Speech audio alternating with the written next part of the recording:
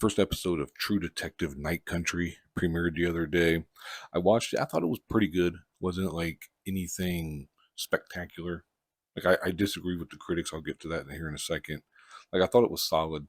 Like a 7 out of 10 so far. But it's just the first episode, so it's hard to judge a show based off of just that. Anyway, I got an article here from IGN with, you guessed it, a showrunner, someone associated with a show, complaining of review bombing and other such bullshit like that. True Detective Night Country showrunner calls out bros and hardcore fanboys for review bombing. The critic score is noticeably higher than the audience's verdict.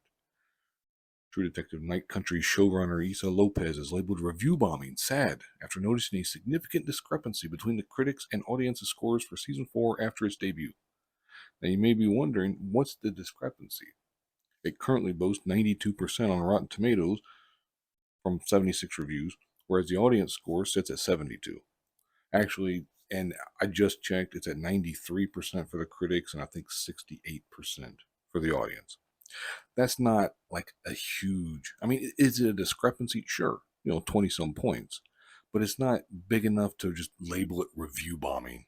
Because if it was review bombing, wouldn't it be sitting in the 30s or the 20s, maybe the 40s?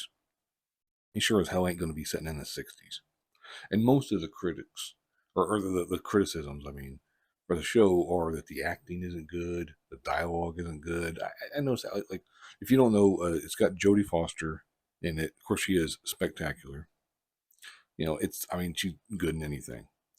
So maybe I'm a little biased towards it because of that, because I really like, Jodie Foster and stuff. But, you know, I thought the acting was sadly on par with a lot of movies and TV shows you see now. In other words, like not great, but what can you do? But anyway, it talks about that Lopez had posted on Twitter or X. If you liked last night's episode of True Detective Night Country and have a Rotten Tomatoes account, maybe head over there and leave an audience review.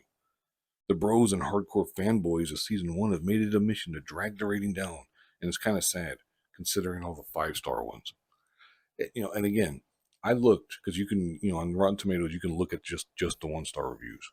And sure, there was some of them who were saying, "Oh, it's a woke show" and stuff. Which I mean, is it woke? Sure. I mean, you absolutely argue that. But at the same time, a lot of the criticisms was, what, Jodie Foster can't save this show. She's the only good actress on the show. She's the only good thing about the show. Who's writing this dialogue? I remember I see one that said that the dialogue looks like it was written by somebody who learned how to write dialogue during the pandemic. In other words, don't know how to write how actual real people talk. Things of that nature. I just think it's the laziest thing in the world for a showrunner or anyone associated with a show or a movie or whatever to say, "Oh, it's review bombing."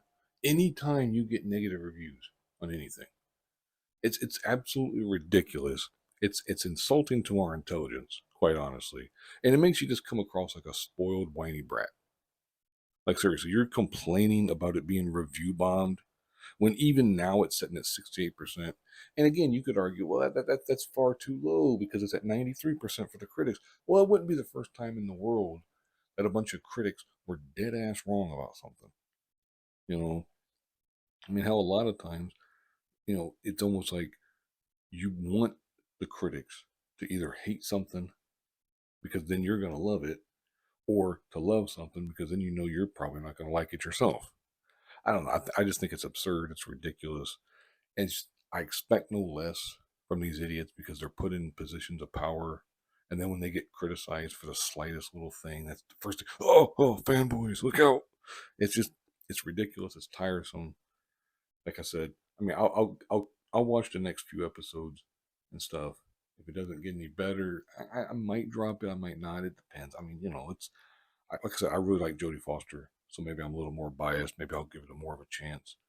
There was definitely some stuff I didn't care for. I won't go into spoilers myself, but because it's neither the time nor the place for it. But it's just, like I said, I'll give it a chance or two.